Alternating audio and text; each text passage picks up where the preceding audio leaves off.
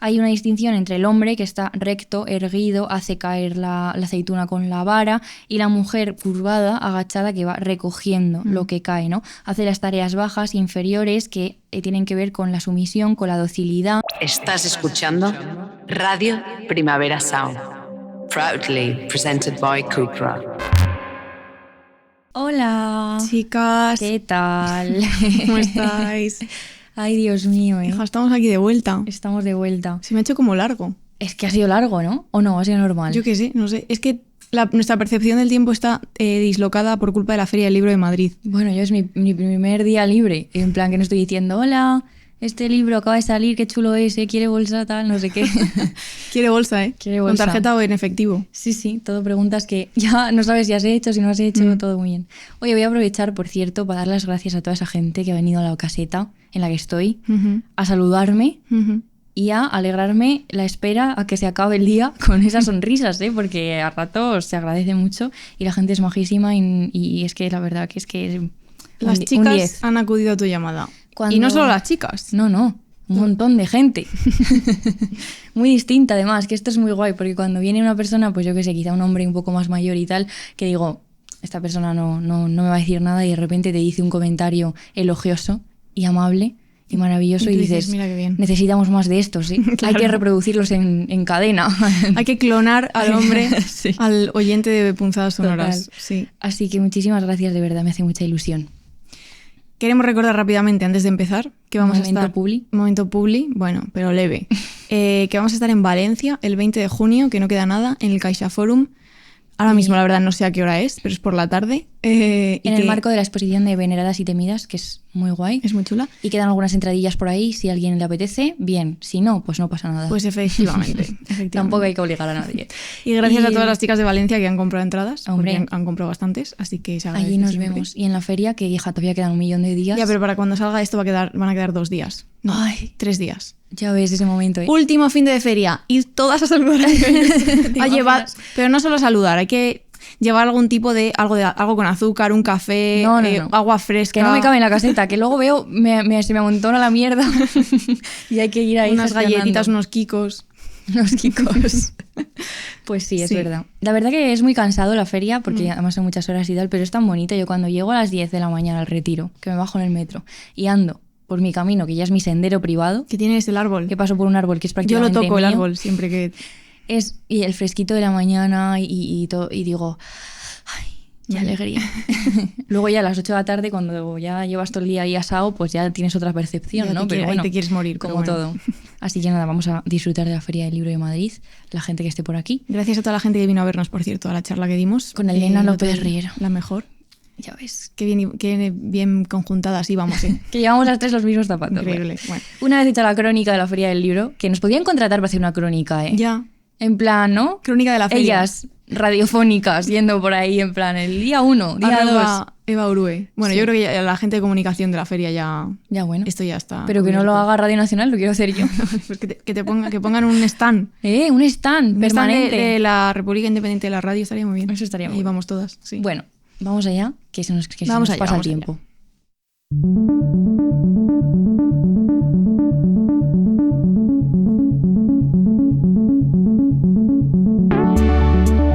Punzadas sonoras con Paula Ducay e Inés García. Bueno, vamos allá. Hoy traemos en estos episodios, digamos, les vamos a poner el nombre de escurridizos. Que son estas ideas que se nos ocurren, que son ideas un tanto, bueno... Que no sabemos muy bien cómo amarrar nosotras mismas. Claro, que no sabemos muy bien ni qué es nosotras.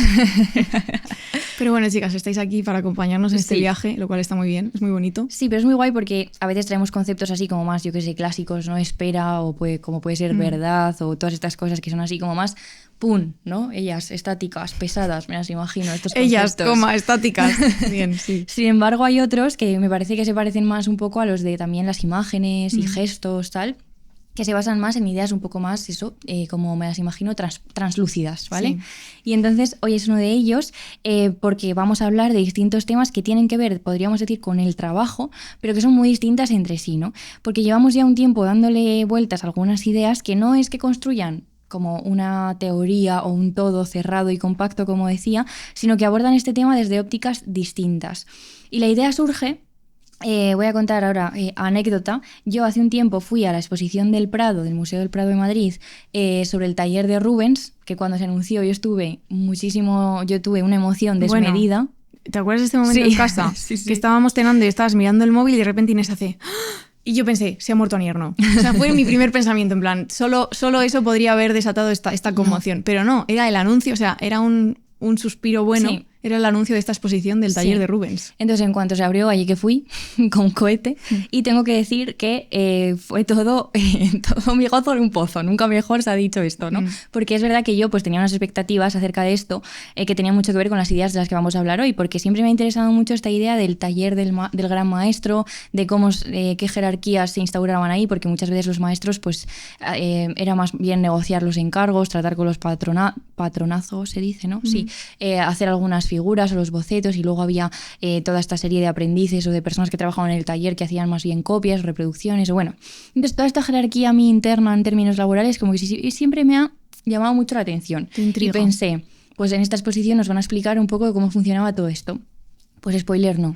También te digo que era una exposición pues muy pequeña, había unos cuadros de Rubens, algunas obras pues que yo no había podido ver y en eso pues sí que me gustó, pero luego era más bien, habían cogido unos trastos, ¿no? Unas mesas, unas sillas, tal, y habían como reproducido el taller, y había, por ejemplo, pues una obra de que es una copia y la original. Y yo quería como que ahondasen un poco en esto de la copia, del original, de qué pasa, qué pasa si lo ha hecho Rubens o no lo ha hecho él, o qué diferencia de valor hay en eso. Sí, o sea, un poco de reflexión. Yo quería un poco eso, ¿no? Y pues no lo hubo. Entonces yo pues salí de allí al borde de coger un cuchillo y rajar un cuadro. Es broma, ¿no? Es broma. No, bueno, una crítica fundada a la exposición. Está bien. A veces vas al Prado y te encanta y otras veces no. Me siento una hormiga contra un elefante ahora mismo, en plan yo metiéndome con el Museo del Prado, ¿no? Pero bueno, es verdad que me gustaría en general que muchas exposiciones pues fueran un poco más allá de lo evidente. Bueno, de lo ¿no? puramente pictórico, digamos, y que expliquen. Como la de los reversos, que estaba genial. Por ejemplo, que estaba genial, que hicimos un artículo sobre ella. Pero bueno, el caso que desde ese momento yo siempre he tenido esta inquietud con lo del artista, el artesano, el taller, y es un poco desde una perspectiva más bien de la filosofía y de la crítica lo que vamos a hacer aquí hoy, ¿no? Pensar un poco en todo esto. No vamos a profundizar en grandes temas que tienen que ver con el trabajo, como puede ser pues la precariedad, la autoexplotación, la burocracia, los derechos laborales, que son temas interesantísimos y que ya hemos tratado en otras ocasiones, sino que vamos a adoptar esta mirada crítica a un tema muy concreto, ¿no? Que es que cuando nos pusimos a investigar sobre todo esto, ya digo que cuando hacemos este tipo de episodios no es tan fácil buscar bibliografía o buscar una manera de construir el guión como en otros casos de conceptos más compactos. Sí, y no está tan claro. No está tan claro y no nos costó encontrar, digamos, la manera de contaros todo esto hoy, ¿no? Y resulta que en cierto momento nos dimos cuenta de una cosa, que era que cuando estábamos leyendo, investigando, lo que surgía todo el rato eran oposiciones, ¿no? Como binarismos. Por ejemplo, el artesano y el artista, el trabajo intelectual y el trabajo manual, la mente y la mano, o si nos ponemos desde la óptica de la división sexual del trabajo, lo masculino y lo femenino. Y es esto lo que hemos decidido explorar hoy aquí, ir centrándonos en explicar estas oposiciones, preguntarnos por qué surgen y cuestionar incluso si tienen sentido o quizás sería más óptimo para todos destruirlas con un martillo, ¿vale? Entonces vamos a empezar. Paula nos va a contar la primera oposición. Sí, que es esto que ya mencionó Inés de la oposición entre artesano y artista, trabajo intelectual manual, mente-mano. Mente-mano, ¿eh? Mente-mano me y encanta. Mente-mano, sí.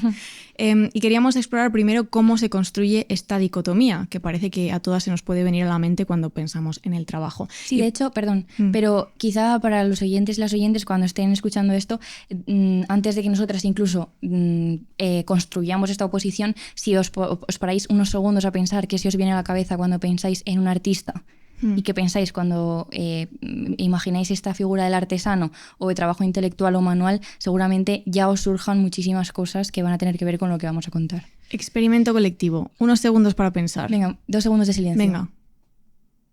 Qué divertido esto. En la radio no se puede hacer, pero aquí sí. Los 2 segundos del pensamiento, ¿eh? Podemos instaurar esto igual, ¿eh? Qué fuerte. Sí. Escuchar el silencio. Bueno. No, es que es importante. Sí. Bueno.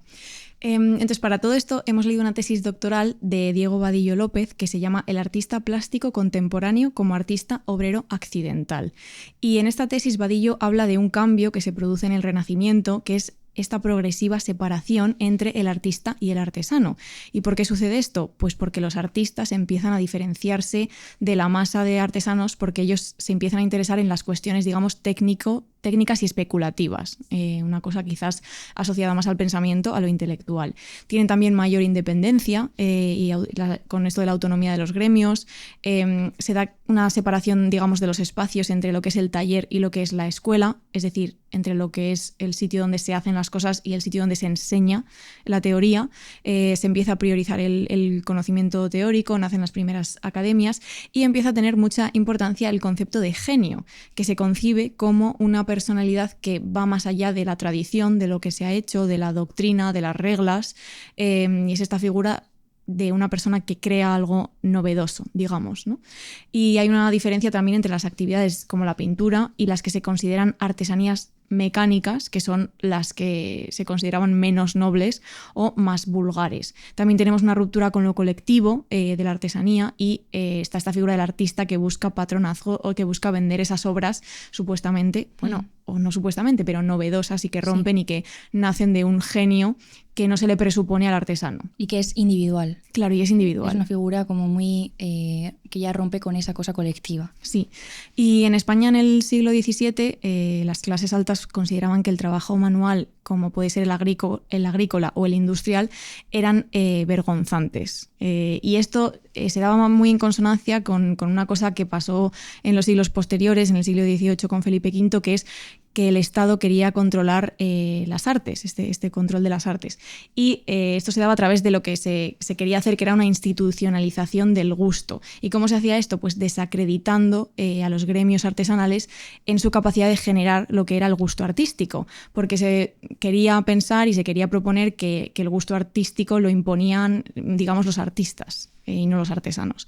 Y esto se hacía a través de la Academia de San Fernando, que querían erigirse como los únicos portadores, digamos, de esta legitimidad para imponer el gusto oficial.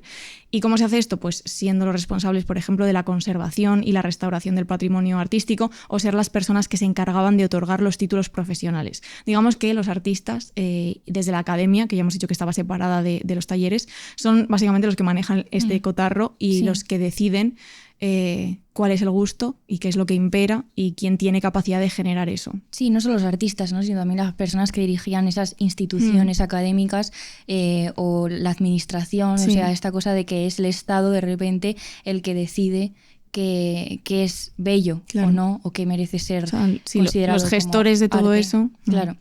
Y de hecho hay un pintor alemán ilustrado de esa época que comentaba Paula, que es Anton Raphael Mengs, que dice: aunque las artes acaban en la operación de la mano, si ésta no se dirige por una buena teórica, quedarán degradadas del título de artes liberales y serán mecánicas. O sea que hay aquí toda una cosa que también me parece muy gestual y muy interesante, de que evidentemente se termina con la mano. Podemos pensar en la pintura, podemos pensar en la escritura o otras grandes artes, ¿no? Pero si no hay una mente previa que dirige esa mano, ¿no? Aquí también hay una jerarquía entre ambas, pues no llevará a ninguna parte.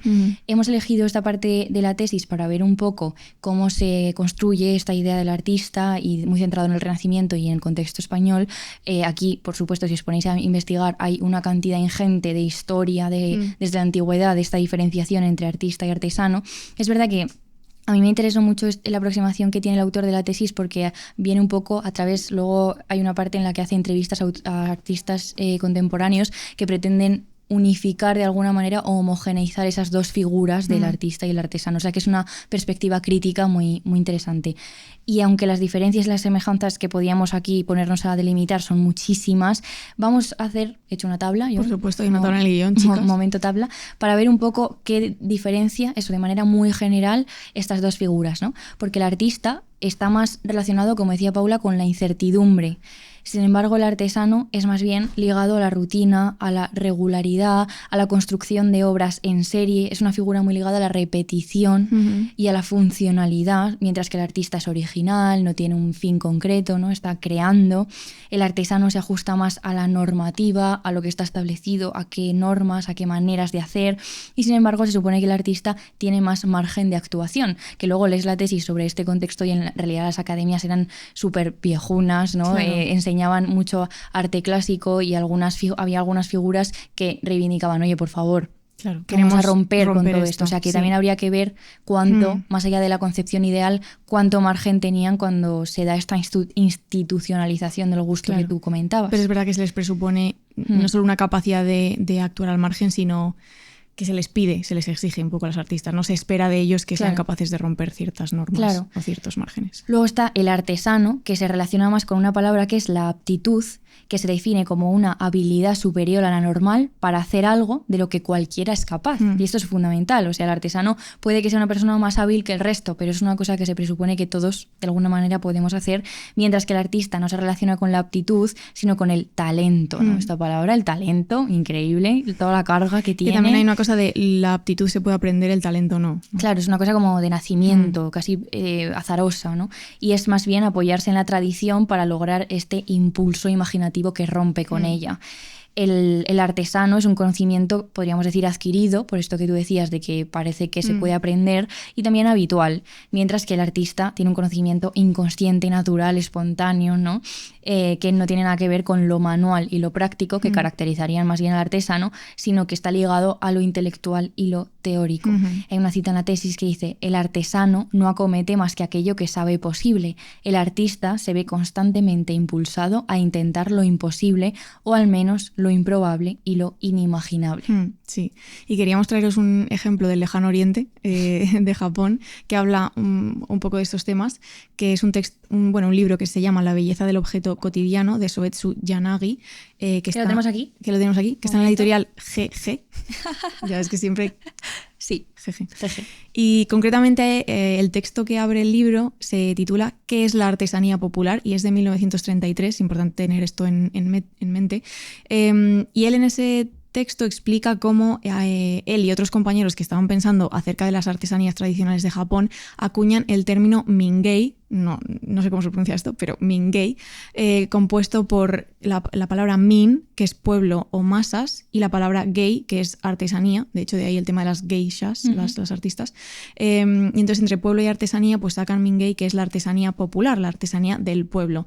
Y con esto se refieren a la elaboración de objetos populares y ordinarios con mucha funcionalidad, justo lo que ha explicado Inés, que son objetos que tienen que ser funcionales, eso es su máxima importancia, y defiende esta artesanía popular. Entonces, él lo escribe en un momento muy concreto en el que expone una situación problemática y un momento muy particular, que es que él nota que no se valora la artesanía popular y no se valoran los objetos, que las cosas que rodean a las personas cada vez son más feas y son menos útiles, y dice que todo esto conlleva una pérdida de la noción de belleza. O sea, el texto, aquí nos vamos a centrar solo en cómo él explica y cómo él entiende la relación artista y artesano, pero que sepáis, si lo queréis leer, que tiene mucho que ver con la belleza, y es muy, muy curioso cómo explica la importancia que tiene para él el hecho de que estemos rodeadas de cosas bellas. Que yo, de hecho, cuando lo estaba leyendo, miré a mi alrededor y dije, a ver, ¿cómo está nuestro salón?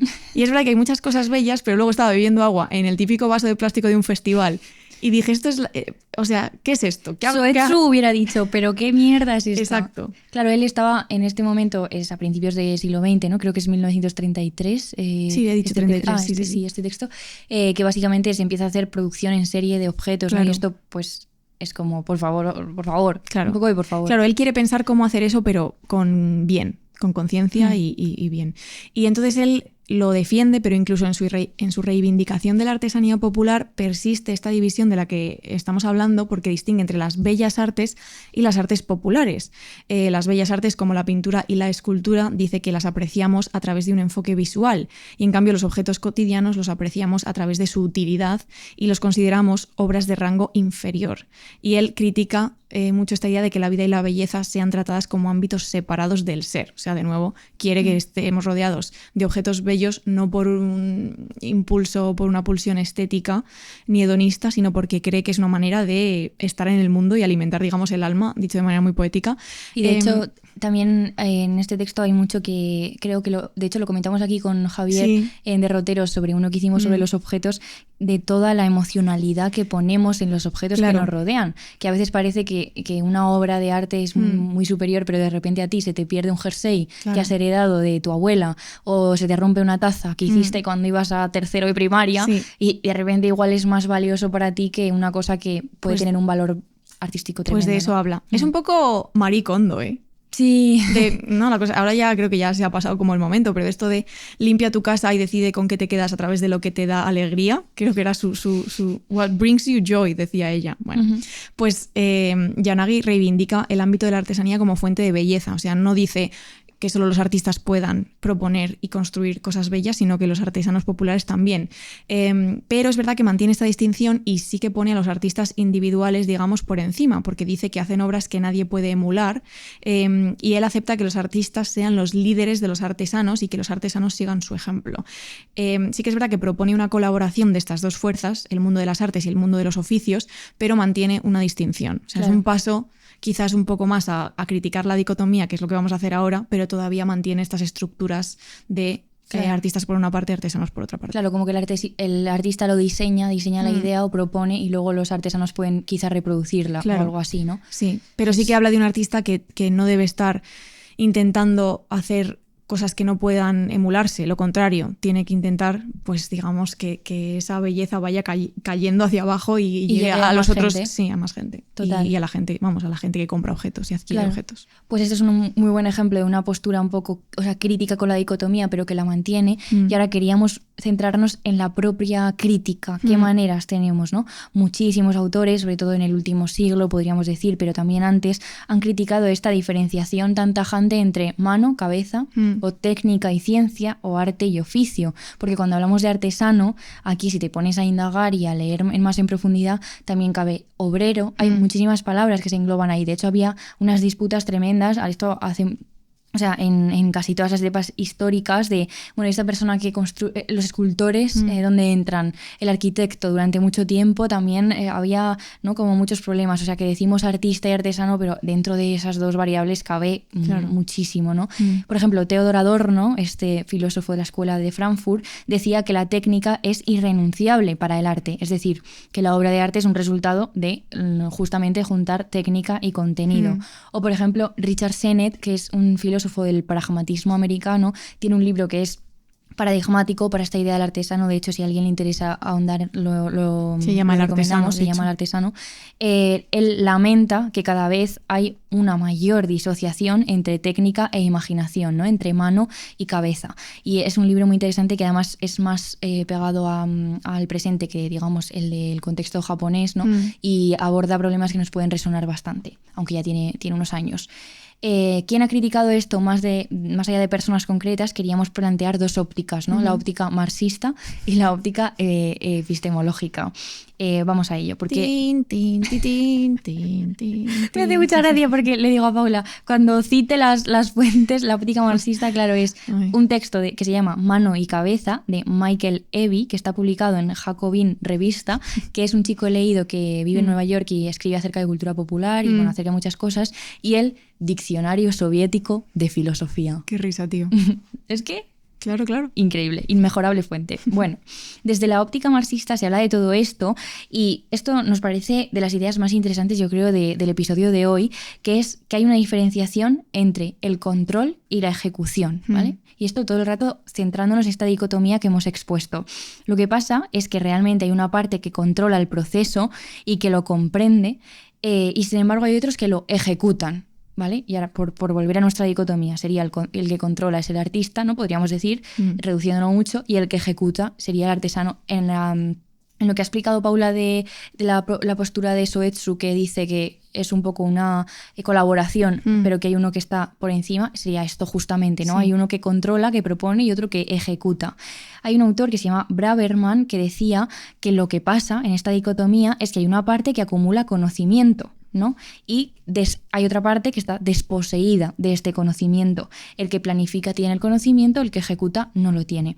Hay un texto también fundamental para todo esto que se llama Trabajo intelectual y trabajo manual, que es de Alfred Ron Rettel, que fue un economista marxista y también filósofo que le interesó mucho el tema de la epistemología, de la teoría del conocimiento, y para él las características de la modernidad capitalista tienen que ver con esta división que hemos planteado, que es una división también epistemológica, ¿no? Y por eso queríamos traer aquí esta parte más de crítica filosófica más allá del artesano y artista, que lo han hecho genial los historiadores del arte y otra muchísima gente, o la sociología, bueno, podéis leer muchísimo acerca de esto, ¿no?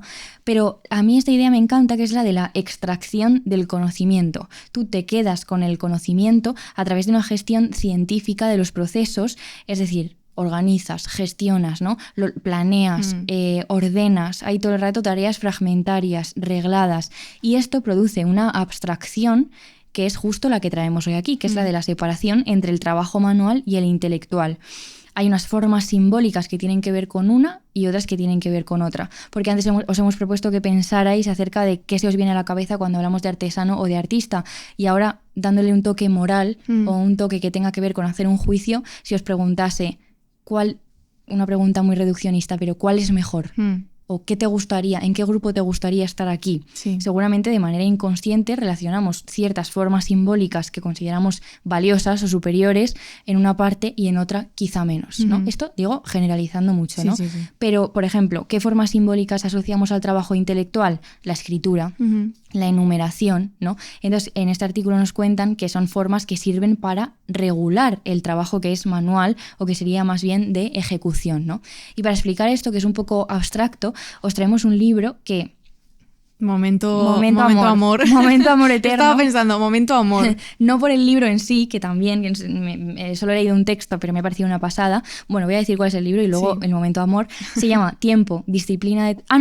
Bueno, el texto se llama Tiempo, disciplina de trabajo y capitalismo industrial, que está dentro de este tochaco que tenemos aquí, editado por Capitán Swing, que es Costumbres en Común de Thompson, E.T. Thompson, EP. Que... EP, es verdad. EP, como lo de Aitana. EP. ¿Cómo lo de Aitana? ¿No sacan en Spotify los EPs? O sea, sí, pero no solo Aitana. Ya, pero como ahora Aitana está... Lo de Aitana. Últimamente muy tal, bueno, que ha sacado muchas cosas. Sí, seguro que no es un EP porque... Sí, ha sacado mucho dinero, sí que ha sacado. Entonces, Thompson, un historiador marxista británico que aquí se reúnen unos textos que son estudios sobre la cultura popular, ¿vale? Que son maravillosos y que este es el momento amor. Nos hace mucha ilusión porque nuestro amigo el Jerry, chicas, Gerard, que está haciendo una tesis, está siendo el mejor profesor de la Universidad Autónoma de Barcelona. Igual luego no es la universidad, pero bueno, creemos que sí. Que nos lleva diciendo mucho tiempo, chicas, este libro os va a encantar, este historiador es fascinante, nos lo regaló él. Nos manda fotos. Antes de darnos el libro, porque ya una vez estábamos cenando en Barcelona y ya nos dijo, tomad, os he comprado el libro. Sí. Pero antes recibíamos sin ningún tipo de contexto fotos en nuestro grupo de WhatsApp de extractos. Nos marcó en el índice los que le parecía que nos podían gustar más. Y esta es la mejor manera de relacionarse con los libros, es que una persona te lo recomiende con fervor. Sí, y con conocimiento de causa. Sí, y que te explique qué ha sido importante para él. Esto es una manera preciosa. Entonces, leer este libro ha sido especial. Entonces, Jerry, te queremos. Te queremos un montón. Un montón. Escuchad a Gabina MP3. Es verdad, que es su grupo. Que toca ahí el teclado. Lo hace todo bien, ¿eh? Lo hace todo bien. Es perfecto. Sí. Bueno, entonces, el texto, como digo, se llama Tiempo, disciplina de trabajo y capitalismo industrial. Entonces, os cuento un poco cómo se relaciona con esto que decíamos de que las oposiciones no son neutrales, sino que tienen una carga epistemológica, ¿no? Y que hay una parte que parece tener más poder que la otra. Vale. Este texto analiza qué impacto tiene el cambio de la percepción del tiempo con respecto al trabajo y a la vida de las personas, ¿no? Y entonces dice que en la transición a la sociedad industrial, esto muy centrado todo en el contexto británico, se pregunta, ¿hasta qué punto está todo esto en relación con los cambios en la representación interna del tiempo? Es decir, le interesa cómo afecta este cambio de sentido del tiempo en las vidas concretas, ¿no? De hecho, si leéis alguno de sus textos, hay muchísimo testimonio de repente de el sermón de un párroco en una iglesia, o de repente no sé, como cosas súper específicas, que van mucho más allá de la historia con mayúsculas para centrarse en vidas individuales, ¿no? Entonces, antes de este cambio en la percepción del tiempo, se medía el tiempo en relación con procesos de trabajo, con la necesidad, con lo que dicta la naturaleza, ¿no? Pensemos en un agricultor que se movía por los ciclos naturales, pues cuando había cosecha tenía que trabajar muchísimas horas y quizá en otros momentos podía bajar el ritmo de trabajo, ¿no? Y esto se ha llamado orientación al quehacer junto, ¿no? Que además el autor propone, y a mí esto me ha dado muchísimo que pensar sobre mi propio trabajo, de hecho antes veníamos hablando de esto, le parece que puede ser más comprensible humanamente, ¿no? Guiarse por la necesidad y no tanto por ritmos reglados, ¿eh? Tienes que trabajar X horas al día, ¿no? Pues igual un día tienes que trabajar 10, sobre todo si evidentemente dependes de la naturaleza, eso es mucho más irregular, tú no puedes controlarlo, pero bueno, que si has trabajado 10, pues al día siguiente igual no tienes por qué trabajar 8, ¿no? Claro. Esta cosa de que hay un poco de irregularidad que se ha entendido siempre en el mal sentido, pero él propone, ojo, que igual hay una mayor separación entre vida y trabajo así. Claro. Porque te tienes más tiempos de no trabajo. Claro, porque te guías con la necesidad. Claro, con este quehacer, ¿no? Pero bueno, lo que nos interesaba aquí es la crítica justamente a esta concepción antigua, ¿no? Porque esta actitud a mucha gente le parece antieconómica y amoral. Amoral porque rápidamente se les llamaba vagos por todo, ¿no? Claro. Hablan de San Lunes, que era este lunes que se tomaban de descanso y también... Para recuperarse de la resaca, además. Claro, y muy festivo, ¿no? Y el tiempo de ocio. Esto les parece a los gestores, ¿no? Les parece fatal. Y en la época de la Revolución Industrial, cuenta Thompson que no se sabe bien, ¿no? Desde los estudios historiográficos, quién disponía de relojes, porque explica muy bien cómo los relojes durante un tiempo eran considerados objetos de lujo. De hecho, había incluso intentos de regular con impuestos la posesión de relojes. Bueno, él te cuenta muchas cosas muy interesantes. Y dice, el registro del tiempo, sospechamos, pertenecía a mediados de siglo todavía a la gente acomodada, patronos, agricultores y comerciantes. Sin embargo, poco a poco lo que va pasando es que los relojes van haciéndose más accesibles, ¿no? Más gente puede poseerlos. ¿Por qué? ¿Por qué? Pues porque son necesarios para sincronizar el trabajo. Esto que decíamos de el que programa y el que ejecuta, ¿no? El nuevo capitalismo industrial necesita el reloj para regular los ritmos de la vida industrial, para producir cada vez más de manera más organizada. O sea, ¿qué es esto de la irregularidad de si no hay mucha carga de trabajo me lo tomo? No. Aquí claro. Tiene que ser una cosa sincronizada, reglada y romper totalmente con lo irregular de este ritmo anterior, ¿no? Y aquí es donde se va instaurando esta idea que tenemos tan metida en el cuerpo de que no se puede perder el tiempo, que es como un pecado, literalmente un pecado, porque aquí si hablásemos de la ética protestante podríamos hablar de Max Weber, bueno, de muchísimas cosas, ¿no? Pero es necesario en este momento una disciplina de trabajo y la medida del tiempo se convierte en un medio de explotación laboral, claro. ¿no? Y lo más interesante es ver qué consecuencias tiene esto, ¿no? En la práctica. Claro, bueno, es que lo de perder el tiempo es una cosa que nos clava una espinita en el corazón, ¿eh? Porque luego te encuentras con que perder el tiempo realmente para la cabeza está muy bien y es necesario. Y al no poder hacerlo, se corta todo se corta. La creatividad, todo. Necesitamos aburrirnos. Sí. Bueno, todo esto que ha contado Inés en este momento, claro, se traduce en medios de control, en vigilancia, en controles de tiempo. Empiezan a aparecer figuras de control como por ejemplo los vigilantes o los monitores, que eran estas personas que se encargaban de anotar las entradas y las salidas de los trabajadores, fichando.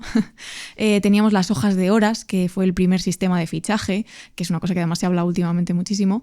Se empiezan a valorar cosas como madrugar, la regularidad, el orden, el hecho de ser puntuales, por esto que dices de no perder el tiempo, e incluso se propone en el siglo XVIII propuestas para enseñar a los niños este hábito de la industriosidad, de todo esto de regularidad, orden, disciplina, fatiga, trabajo. O sea, no es solo una cosa que afecte a los trabajadores que ya están ejerciendo su trabajo, sino que toda la sociedad se empieza a empapar de ello y se socializa a los niños también en este no puedes perder el tiempo, y perder el tiempo es un pecado, es una cosa mala.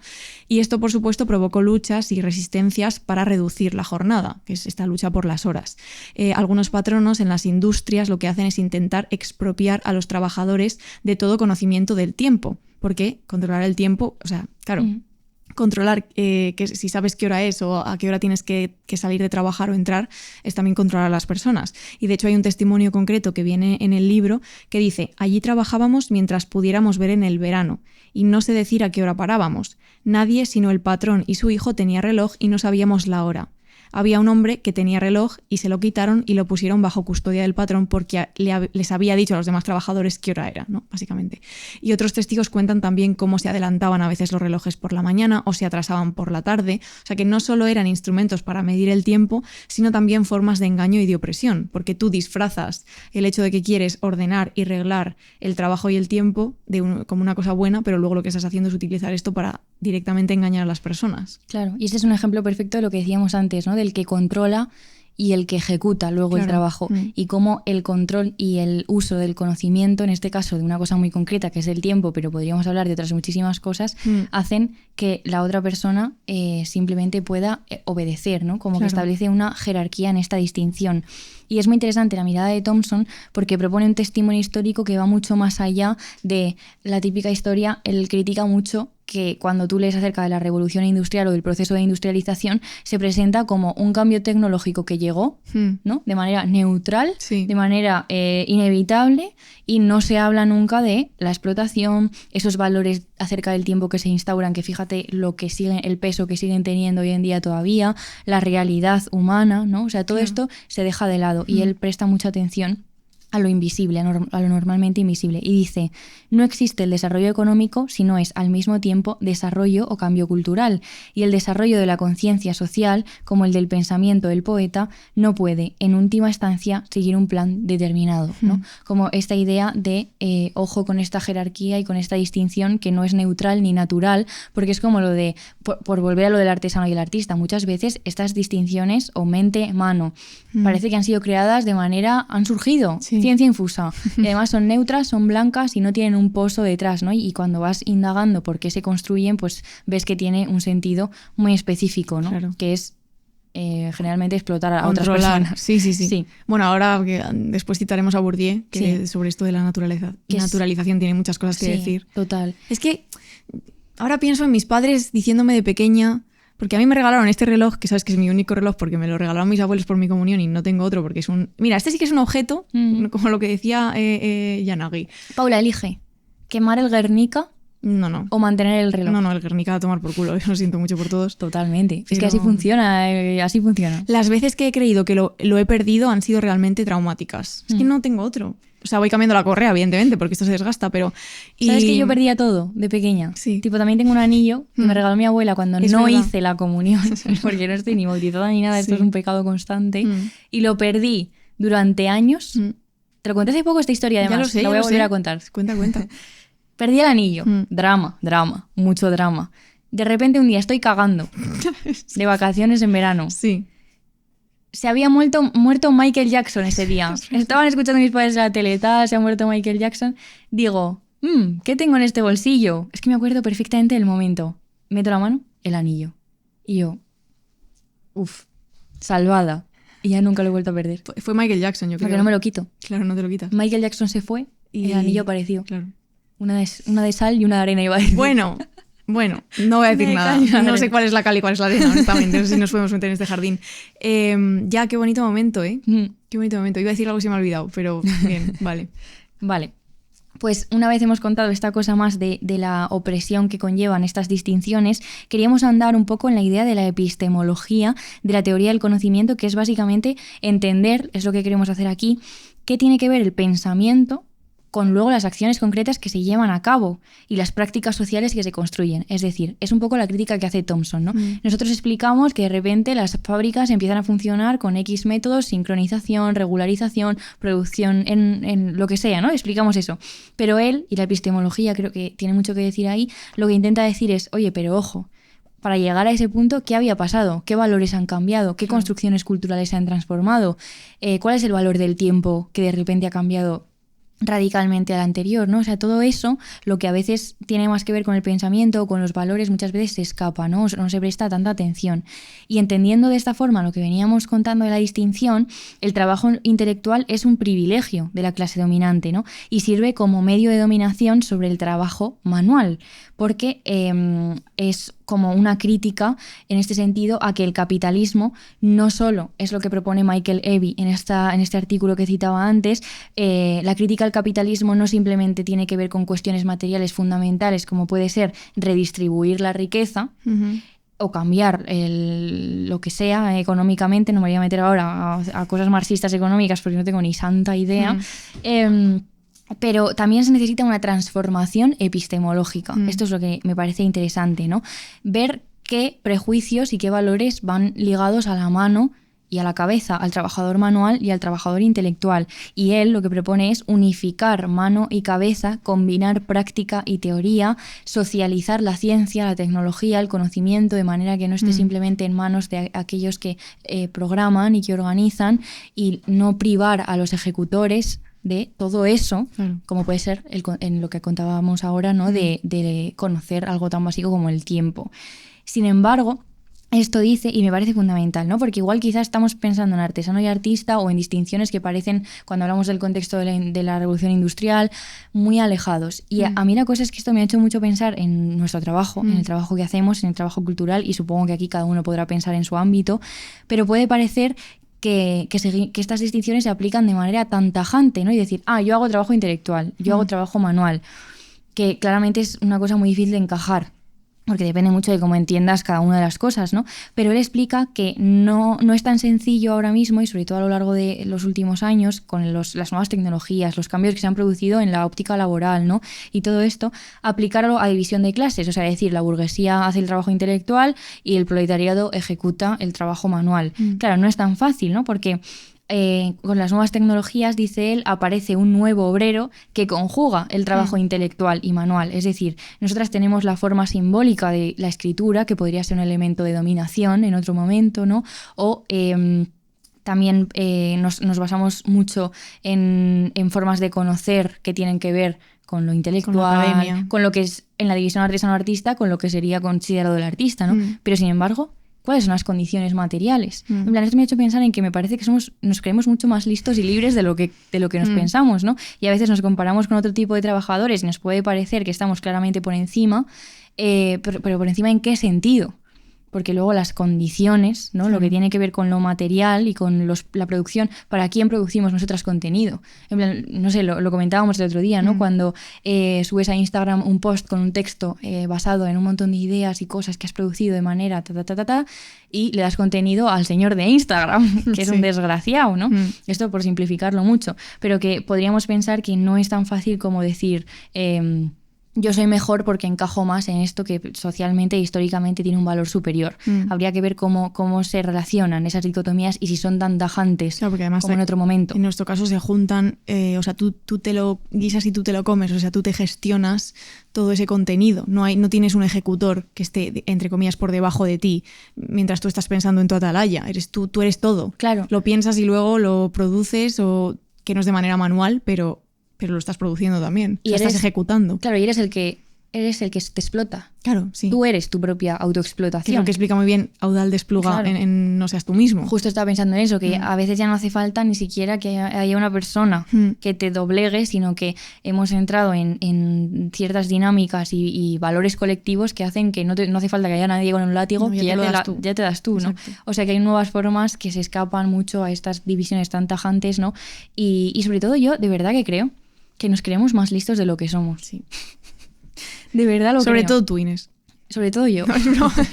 Y aquí podríamos hablar de todo esto a través de otro texto que me hizo mucha ilusión encontrar, porque es de unos profesores que nos dio clase Antonio Sánchez de Historia de la Ciencia en la Autónoma, porque Javier Ordóñez, que era el catedrático de esta asignatura, ya justo se había jubilado, creo, aunque vino a darnos una clase. Bueno, Paula no venía a clase, por tanto no sabe. ¿No fue algo así como de matemáticas? Sí. ¿Ves? ¿Viniste ese día? Sí. Fantástico. Buah, increíble. Las cosas que se dicen sobre mi persona.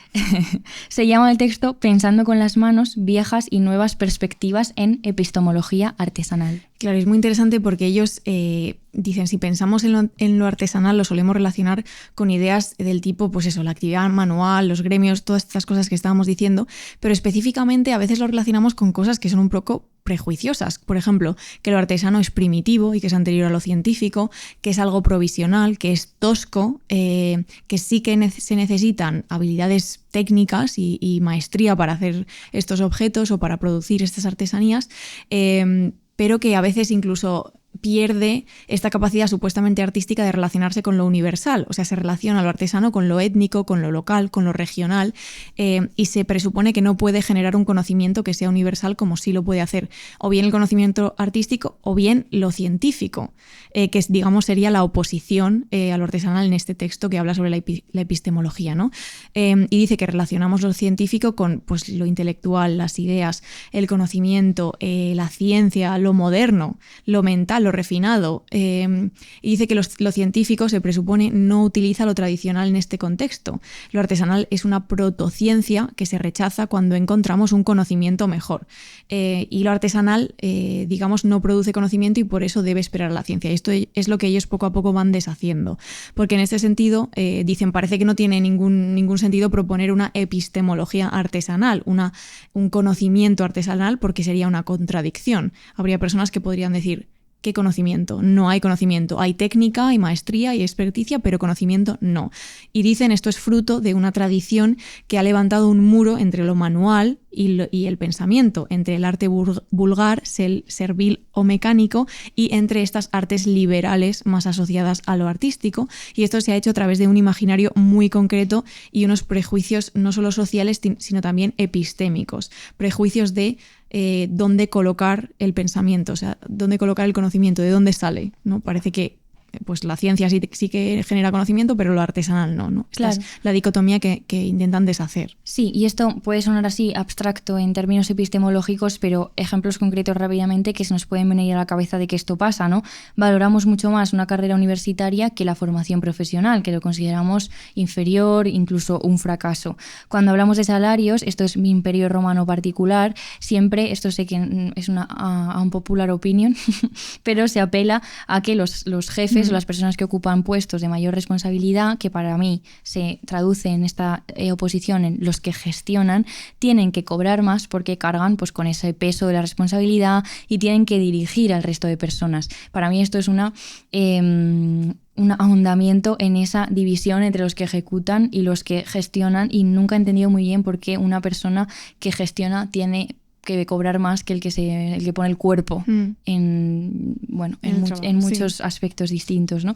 Socialmente, además, valoramos no tener que mancharnos las manos. Tenemos muchísimos prejuicios asociados al trabajo manual, que está vacío de intelectualidad, no hay saber, no hay conocimiento en comparación con otro tipo de trabajos. O sea, que creo que nos podríamos preguntar qué tipo de conocimiento valoramos y cuáles no. Yo la verdad que estas preguntas me las he hecho bastante porque soy la primera persona de mi familia paterna que trabaja con la cabeza, ¿no? En plan, mi padre es albañil, mis tíos son ganaderos, mi abuelo y mi abuela se han dedicado siempre al campo y a la ganadería, y me surgen mucho estas preguntas, no tanto desde una jerarquía, ni tampoco pienso que haya sido un ascenso social, ni nada de esta mierda meritocrática, pero sí que me hace preguntarme cosas por la diferencia, porque soy la única persona que tiene un trabajo muy diferente. Por ejemplo, les fascina a mis tíos siempre que trabaje en casa, que es como, ¿qué? Sí.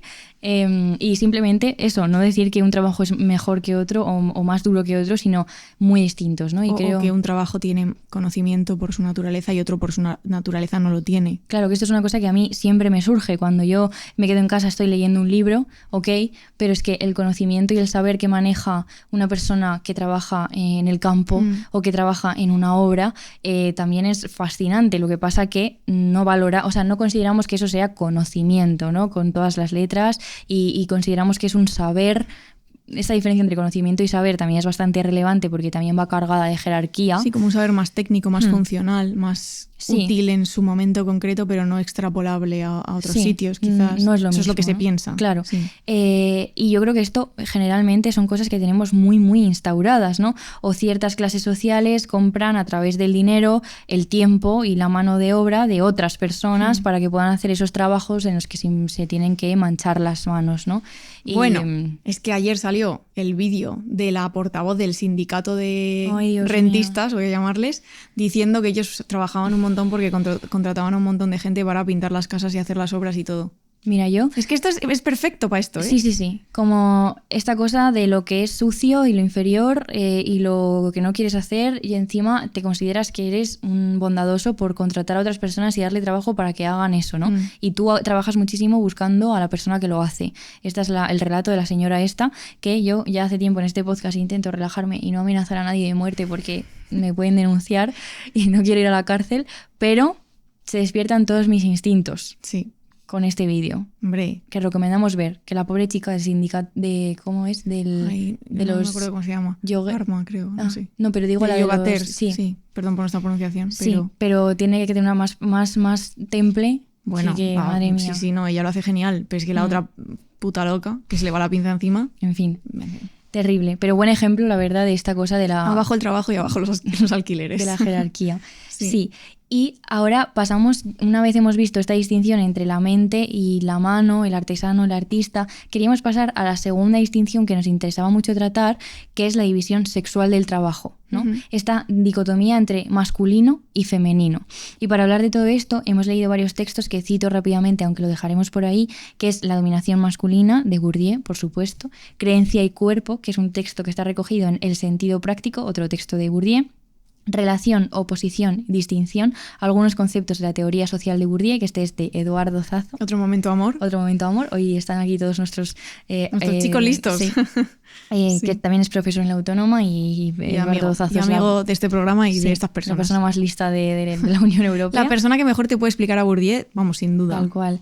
Y hoy nos queríamos detener en esto, ¿no? En la división sexual del trabajo, la oposición entre masculino y femenino, que se realiza en la manera de estar, de llevar el cuerpo, de comportarse. Ahora nos vamos a fijar un poco en esto, ¿no? Porque Bourdieu habla en sus obras sobre cómo la dominación masculina, que se construye evidentemente a través del sistema patriarcal, lo que hace es naturalizar e interiorizar mediante estructuras simbólicas ciertas cosas, ¿no?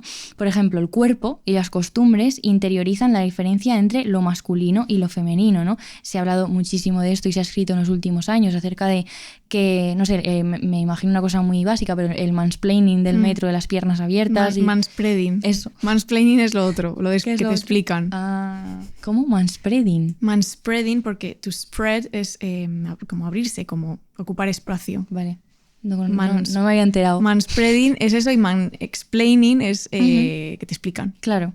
Entonces, básicamente tiene que ver con estos gestos. Perdón, es que voy a contar una anécdota. ¿Sabes que hay una cosa con el mansplaining de los hombres que están... Los aliades, ¿vale? En plan, los hombres espabilados, los hombres majos feministas tal, que ahora tienen como miedo a que le digas... No entiendo esto que me has dicho, no sé esta referencia, yo qué sé, estás hablando, pero explícamelo. Y entonces se ponen nerviosos. Yo, no, pero explícamelo, que no pasa nada, que cuéntamelo, que no sé. En fin, un beso desde aquí a esa gente. Es que me ha pasado recientemente y me río mucho. Muy bien. Pues Bourdieu explica que cada uno de nosotros incorporamos estos preceptos, ¿no? Él tiene conceptos muy, muy suyos y que seguro que os suenan a muchas, como el habitus, ¿no? Estas disposiciones, estos esquemas que tienen que ver con cómo pensamos, cómo sentimos y cómo actuamos dependiendo de nuestra posición social, ¿no? Y la cosa es que lo que nos interesa es que esto tiene consecuencias para el cuerpo y habla de una palabra, o sea, de un concepto que es la exis corporal, que dice es la mitología política realizada, incorporada, vuelta a disposición permanente, manera perdurable de estar, de hablar, de caminar y por ende de sentir y pensar. Esto es un poco lo de antes, ¿no? Veíamos cómo el pensamiento luego se traduce en prácticas sociales muy concretas y aquí vemos cómo la manera de estar, la manera de disponer nuestro cuerpo tiene que ver con maneras muy concretas de sentir y pensar, ¿no? Naturalizamos cosas que luego traducimos en nuestros cuerpos y que no nos damos cuenta, ¿no? En su texto Creencia y cuerpo lo que dice es que estas distinciones afectan a todos los ámbitos porque tiene que ver con cómo caminamos, cómo comemos, cómo hablamos. Aquí me acordaba de Viviana Collado en su texto Yeguas exhaustas, en el libro en el que habla de cómo se come la fruta en la universidad y cómo ella se la come con el cuchillo directamente, ¿no? Con las manos, mientras que otra gente la mira en plan, pero esta chica, no, pues todos estos gestos que tenemos incorporados dicen muchísimo de dónde venimos y de lo que somos, ¿no? Y dice, se espera de la mujer bien educada, que ande ligeramente encorvada, con los ojos bajos, absteniéndose de todo gesto. Esta cosa de ser invisible. Claro, hay gestos marcados por la clase del origen social y gestos marcados por el género. Claro. Y en el ámbito del trabajo también, ¿no? Y por eso traíamos esta distinción, porque lo que hace Bourdieu es analizar la división de las tareas en la cosecha de las aceitunas, concretamente. Esto te encanta. Me encanta este texto, es que es genial. Y se fija en cuáles son los gestos que los hombres y las mujeres hacen ahí. La mujer siempre camina algunos pasos por detrás, le alcanza el taburete, ¿no? Está muy como por abajo. Hay una oposición entre lo recto y lo curvo, lo rígido y lo dóctil. Adopta la forma... Lo dócil.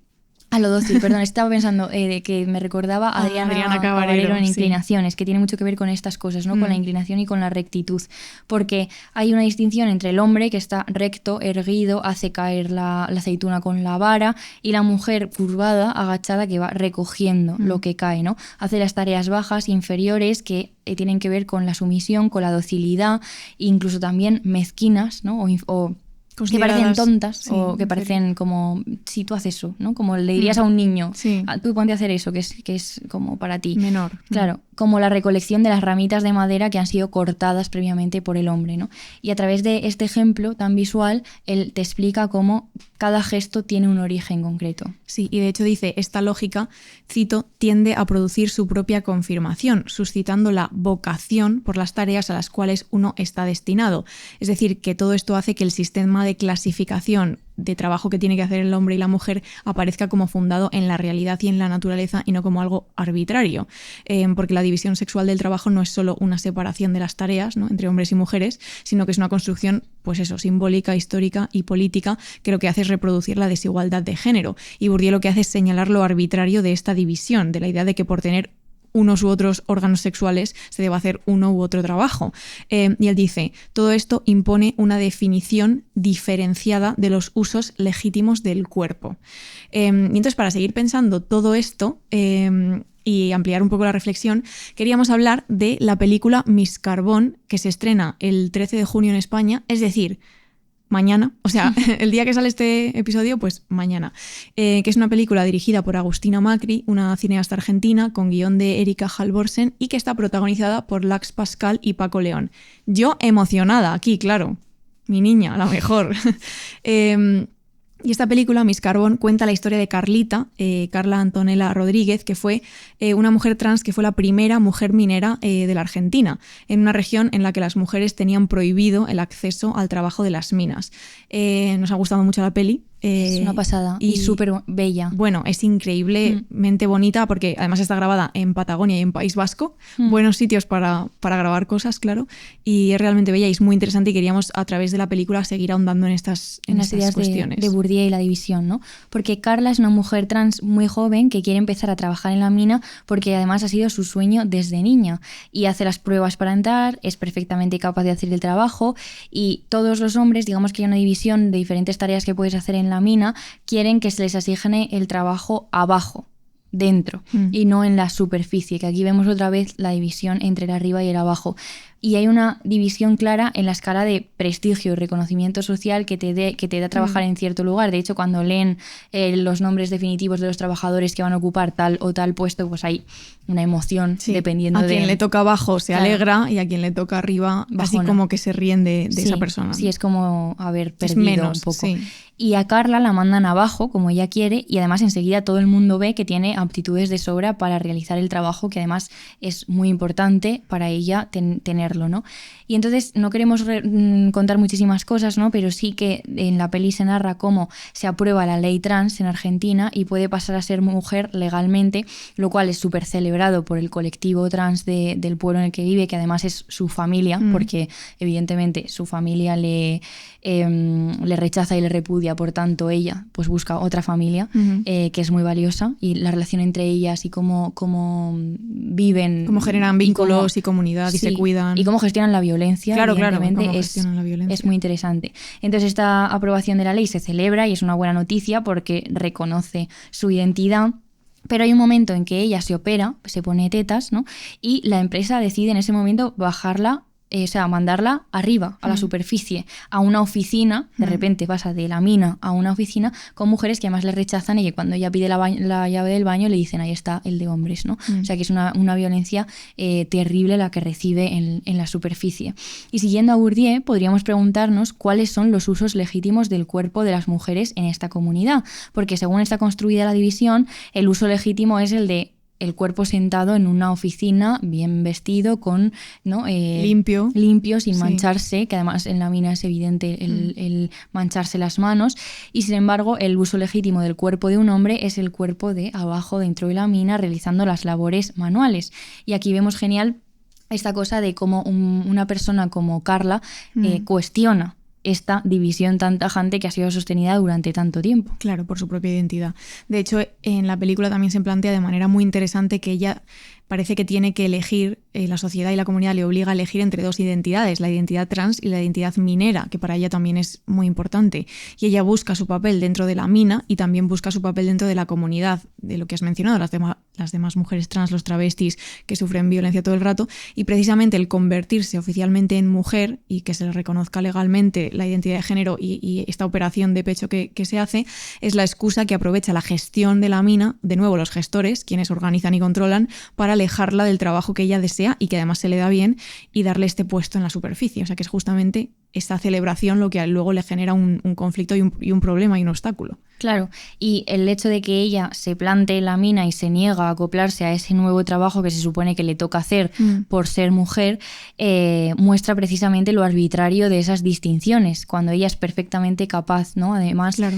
Has estado negando su identidad previamente y ahora que la celebración tendría que ser suya, tú aprovechas ese nuevo momento para seguir machacando y ejerciendo violencia, ¿no? Y la dirección de la mina, esos hombres que decías, ¿no? Que toman las decisiones, pues lo que hacen es perpetuar esas ideas que señalábamos con Bourdieu, ¿no? Que hay un lugar y una posición concreta para cada cuerpo que además debe ser asumido como natural, incluso aunque te rechacen. Claro, claro. Y entonces está este desafío del orden patriarcal, no solo con su identidad trans, sino al ocupar Carlita este espacio simbólicamente masculino que es la mina, y solamente su presencia allí pone en crisis estas creencias tradicionales de una mujer abajo va a provocar un derrumbe, ¿no? Como las mujeres antiguamente no se podían subir a los barcos porque eso iba a provocar un naufragio, que son ejemplos muy buenos también de lo que Bourdieu explica en la dominación masculina. Y de hecho hay toda una mitología en el pueblo, en la mina, sobre que si las mujeres entran es peligroso, a través de una leyenda transmitida generación tras generación, ¿no? O sea que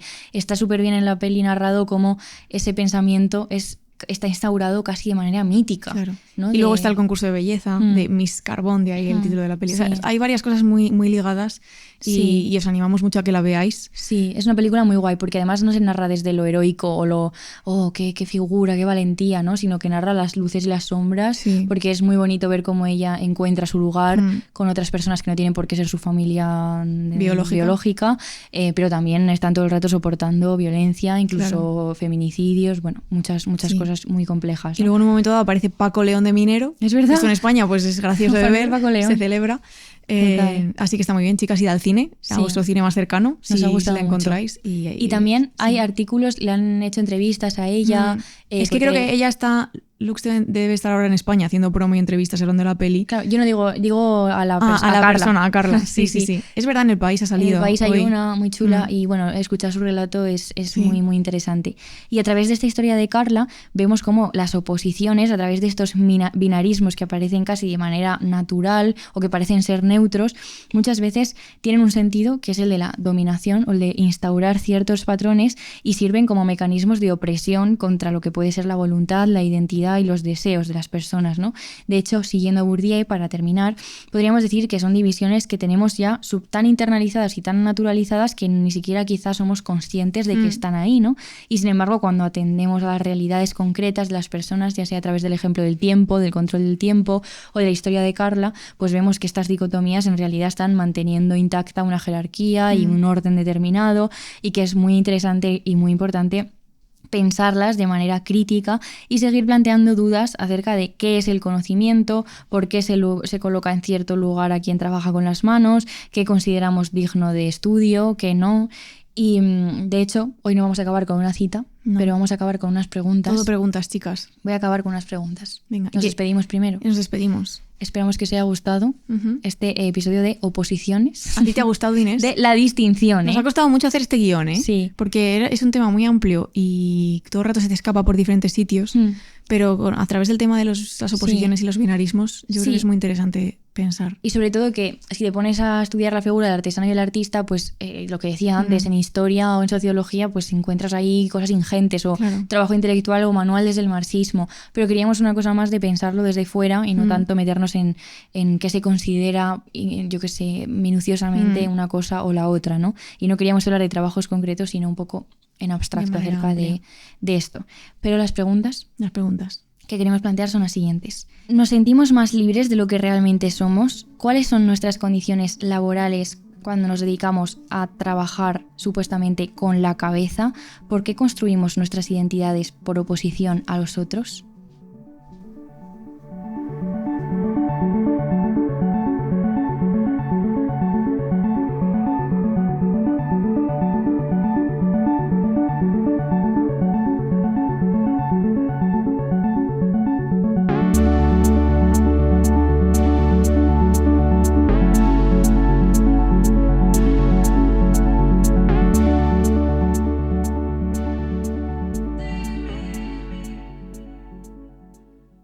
Estás escuchando Radio Primavera Sound, proudly presented by Cupra.